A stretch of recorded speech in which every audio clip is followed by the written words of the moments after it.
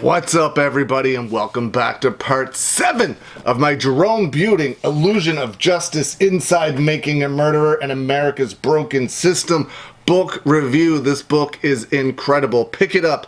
Amazon, iTunes, bookstores, anywhere. It is definitely worth getting and reading. He talks about way more than just making a murderer. He talks about other cases and things like that. So definitely pick it up, check it out, give it a read. It's magnificent. But let's go. Here we go. Part 7. We start out part 7 with Jerry Buting talking about by the fall of 2006, the Making a Murderer filmmakers were already a year into telling Steven Avery and Brendan Dassey's story. They talked to everyone involved, and they tried to talk to Ken Kratz as well, and at the time, they got no response. Now, considering how much Ken Kratz loved the limelight, loved giving press conference, loved being the star of the situation, it's quite surprising he did not want to be an official part of the documentary to tell his side of the story. It definitely seems like something he would have jumped all over.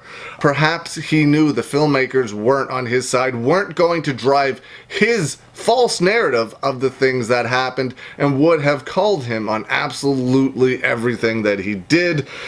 Jerry Buting states that in November of 2006, Mark Weirgert, man, it's the same people. Maybe it's because it's such a small town and there's not that many officers, but the same people are involved with everything with this case.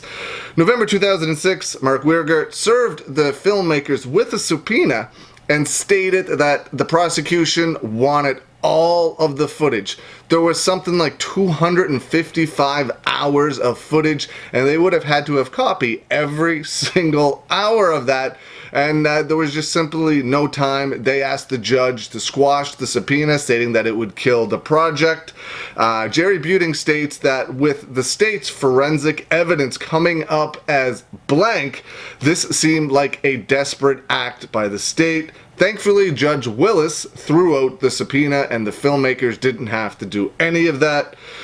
Jerry Buting talks about how Ken Kratz refused to say if they were going to call Brendan Dassey as a witness or if they had any actual evidence of the sexual assault or kidnapping charges that were added to Steven Avery's charges filed against him after Brendan Dassey gave his testimony to police. Because they had absolutely no evidence that Teresa Halbach was ever in that trailer other than Brendan Dassey's testimony. There was no blood, there was no DNA. Remember, Brendan Dassey stated they cut Teresa's hair off with a knife, but not one single shred of Teresa Halbach's hair, not one strand, was ever found in Steven Avery's trailer. There was no evidence to back up anything that Brendan Dassey said. So that's probably why Ken Kratz was backing away from that. He knew he couldn't prove anything Brendan Dassey said. And in court on January 29th, 2007, Jerry Buting talks about how Dean Strang said exactly just that. That without Brendan Dassey's confession, not a single piece of evidence existed to support the claim that Teresa Halbach had ever been in Steven Avery's trailer, let alone assaulted there.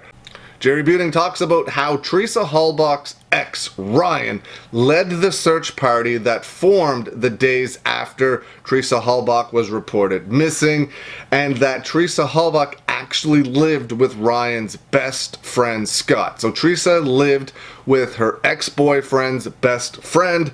Jerry Buting states that the fact that most murder victims, especially female, are killed by someone they know.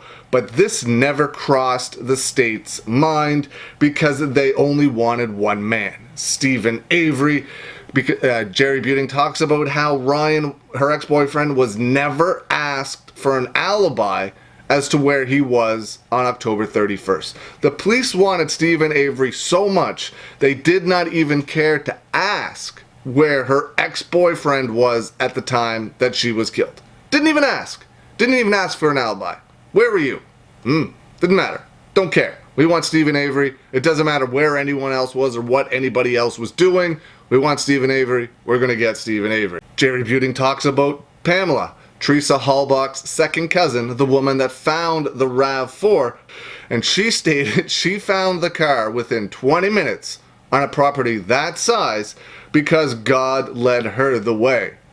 God, or maybe allegedly Andrew Colburn, who just a couple of days before called into the police station and read off the license plate of the RAV4 as if he was staring directly at it. Allegedly. So, but if you hear that call that Andrew Colburn made to police that night, giving the license plate number from the RAV4, it definitely seems like he was looking right at it. So the theory is he was looking at it, found the car, got some people, moved it to the Avery salvage yard, covered it up, making it actually more visible by doing so, because it stood out because it was the only one like that, and then told Pamela where it was, and that's how it was discovered. Because why wouldn't have Steven Avery just crushed the car? It was right, they had a car crusher on the property. Just stupid. Also, on the day that Pamela found the RAV4, James Link signed out of the property, but he never signed in. So when anyone was accessing the Avery salvage yard property, there was a sign-in sheet. You had to sign in when you got there, and you had to sign out when you left, so that they could keep track of who was coming and going from the property. Makes sense, right? But on this day, James Link did not sign in. He only signed out, which could mean allegedly he was there a lot earlier than he said he was, or he snuck past the sign-in sheet and allegedly planted the blood in the RAV4, but on his way out, he noticed that the person with the log saw him, or he realized there was no way for him to get by the person that had the log, so he had to sign out. So he did not sign in, but he did sign out, and that gave him ample time to allegedly plant the blood in the RAV4. Allegedly, Andrew Colburn finds the RAV4. Allegedly, they planted on the Avery salvage yard. Allegedly, James Link sneaks by the login form people, plants the blood in the RAV4. Allegedly, they tell Pamela where the RAV4 is, and then she finds it immediately. With 4,000 other cars. You just stumbled upon it. Hey, maybe God did lead her to the way. I don't know, but seems unlikely, but possible, I guess.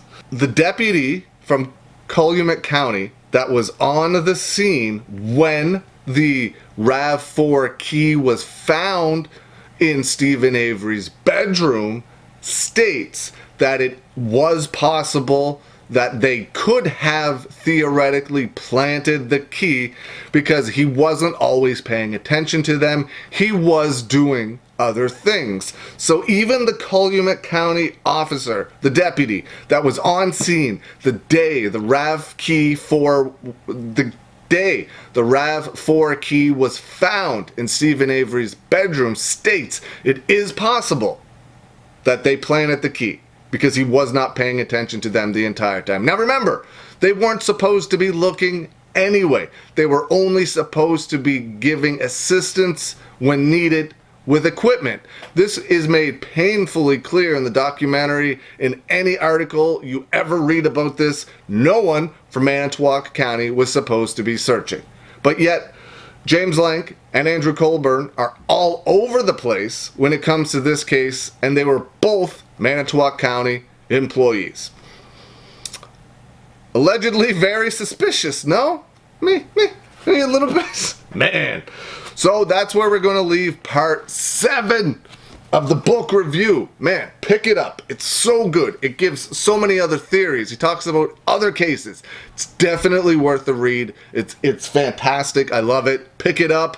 Thank you for watching, and I'll be back soon with part 8. Yeah, that's 8 of my Jerome Buting book review. Thanks for watching, everybody. I'll see you again soon.